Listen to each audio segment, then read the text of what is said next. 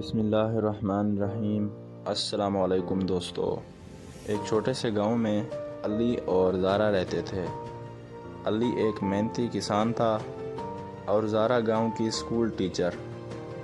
دونوں بچپن کے دوست تھے، لیکن وقت کے ساتھ ساتھ ان کے دلوں میں محبت نے جگہ لے لی۔ زارا کو کتابیں پڑھنا اور علی کو ستاروں کو دیکھنا پسند تھا۔ ہر شام وہ گاؤں کے پرانے درخت کے نیچے ملتے، باتیں کرتے اور ہنستے۔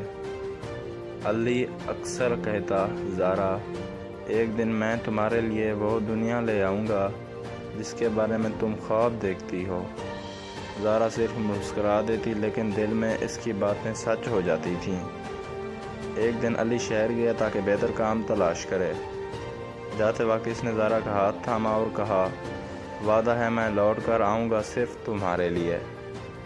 مہینے گزر گئے۔ زارا روز درخت کے نیچے آتی، علی کی واپسی کا انتظار کرتی۔ پھر ایک دن بارش ہو رہی تھی۔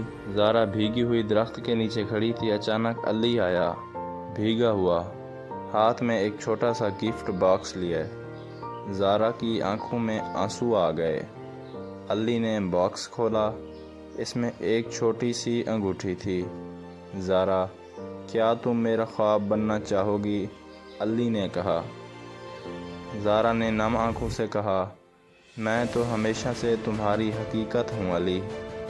مزید اس طرح کی کہانیوں کے لیے میرے چینل کو لازمی لائک اور سبسکرائب کریں اور ساتھ میں دیے گئے گھنٹی کے نشان کو دبانا نہ بھولیں۔ شکریہ دوستو۔